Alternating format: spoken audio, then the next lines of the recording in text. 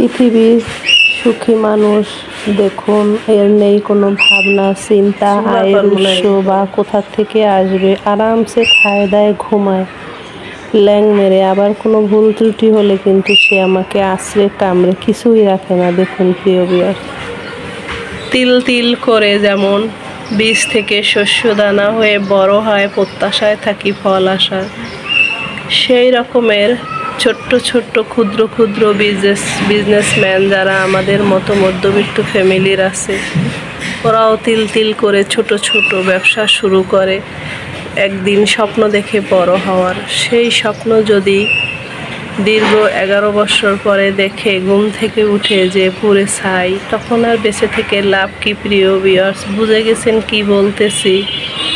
ওই যে এয়ারপোর্টে কার্গো সার্ভিসের জায়গাটা যে পুড়ে গেছে, সমস্ত লোকের স্বপ্ন পুড়ে ছাই হয়ে গেছে। সবাইকে সবার জন্য দোয়া করছি, আল্লাহ যেন সইবার মতো শক্তি দেয়। কি আর বলবো, বেঁচে থাকতে হলে করতে হয়, কিন্তু বেঁচে থাকাটাই যে একদম দুর্বিষহ হয়ে উঠেছে আমাদের প্রতিটা মানুষের জীবনে। কি আর করার, এখান থেকে কিভাবে কামব্যাক করবে জানি না। সবাই সবার জন্য দোয়া করবেন, এই আর কি। মানুষ হিসাবে বেঁচে আছি, কাজ করতে হবে, খেতে হবে, সাংসারিক কোনো কিছুই বন্ধ থাকবে না, হয়তো ভালোভাবে নয়তো খারাপভাবে, এই আর কি। প্রিয় ভিউয়ার, সকাল সকাল ঘরের কাজকর্ম করে কাপড় ওয়াশ করে রান্না বান্নার কাজে চলে যাব, কিন্তু এরকমের 2 দিন ধরে এরকমের আমাদের কিছু শুভাকাঙ্ক্ষী স্বপ্ন পুড়ে ছাই, এগুলো দেখে মনটা অনেক খারাপ হয়ে গেছে। কি আর করার, আপনারাও দোয়া করবেন। আজ রান্নার জন্য এই যে নলা মাছ নিয়েছি, এইটা একটা ভুনা করবো, আর সঙ্গে নিয়েছি পুঁটি মাছ দিয়ে কচুরলতি দিয়ে রান্না করব। এই তো আজকের রান্না খাওয়া। আর এর সঙ্গে কীভাবে রান্না করি দেখতে থাকুন, আশা করি ভালো লাগবে। প্রিয় ভিউয়ার্স, এই দেখুন কাঁঠালি কলা, গ্রামের একদম সলিড। এটা ছোটোবেলা আমরা রান্না করেও খেয়েছি, আবার পাকলে সেটা দুধ, কলা, নারকেল দিয়ে আমরা এটা ভাত দিয়েও খেয়েছি এবং খালিও খাওয়া যায়। এক কথায় সব রকম খাওয়া যায়। এখন আমি এই মাছ দিয়ে এখান থেকে কিছু কলা দিয়ে রান্না করব। তো কীরকম কী রান্নাবান্না করি তার প্রস্তুত প্রণালী দেখতে থাকুন। আশা করি গ্রাম বাংলার যারা, তাদের ভালো লাগবে। প্রিয় ভিউয়ার্স, এই দেখুন কলা খোসা ছাড়িয়ে হলুদ দিয়ে কুসুম গরম পানি দিয়ে ধুয়ে নিয়েছি, তা না হলে একটা কালো কালো দাগ থেকে যায়। দেখুন একটু বীজ হয়নি। এই কলাটা কিন্তু খেতে খুব সুস্বাদু, গ্রাম বাংলার কাঁঠালি কলা। আমাকে একজন উপহার দিয়েছে, তবে কিছুটা পাকানোর জন্য রেখেছি, কিছুটা রান্না করে খাবো। আর মাছ নিয়েছি, এই যে মাছ,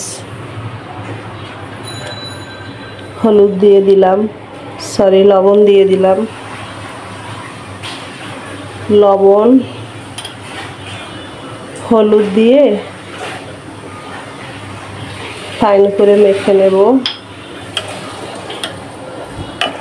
এটা মাখিয়ে 10 মিনিট রেস্টে রেখে দেব।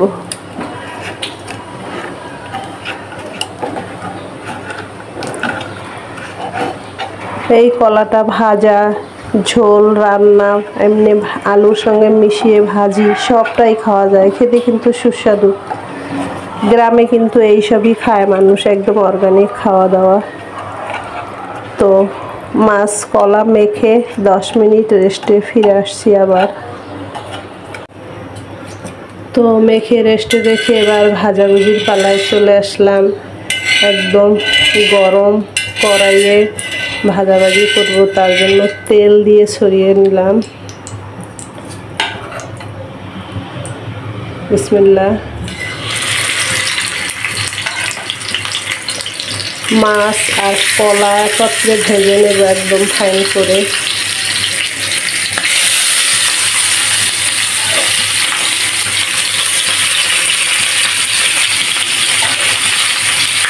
কলাগুলো ভেজে নেব এপাশ ওপাশ করে। এবারে ভাজাভুজি হতে থাক প্রিয় ভিউয়ার্স। এই যে 2 গতিতে ভেজে নেব। চুলা জাল লো হিট করে নিয়েছি।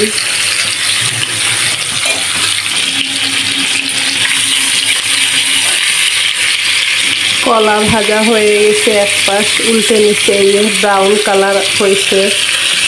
এরকমের কলা আর মাছ সবগুলো ভেজে নেব। মাছ কলা সবগুলো কিন্তু ফাইন করে ভেজে নিয়েছি। এই দেখুন প্রিয় ভিউয়ার্স, কত সুন্দর হয়েছে। ভাজাভাজি হয়ে গেছে গরম কড়াই। এবার আবার তেল দিয়ে দেব। তেলের উপরে দিয়ে দেবো পেঁয়াজ, অল্প করে পেঁয়াজ দিয়ে দিলাম।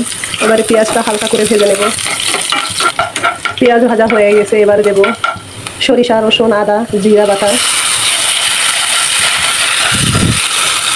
হলুদ পাউডার, মরিচ পাউডার। এবারে অল্প করে পানি দিয়ে দেবো, ফাইন করে কষাবো।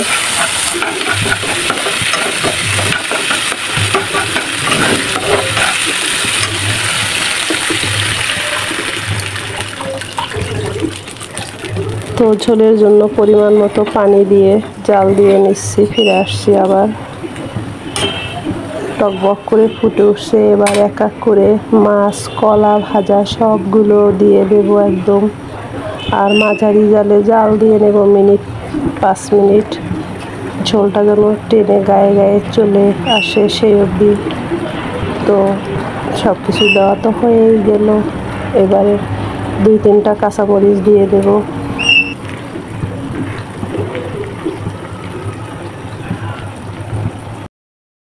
আলহামদুলিল্লাহ, আজকের কলা দিয়ে, গ্রাম বাংলার কাঁঠালি কলা দিয়ে মাছের পাতলা পাতলা ঝোল রান্না হয়ে গিয়েছে প্রিয় ভিউয়ার্স। এবার ধনিয়া পাতা ছিটিয়ে 1 মিনিট রেখে নামিয়ে নিব। আর দেখুন কলাগুলো কত সুন্দর সেদ্ধ হয়ে গেছে, খেতেও অসাধারণ প্রিয় ভিউয়ার্স। তো আজকের মতো এই অবধি, ফিরে আসবো নেক্সট দিন।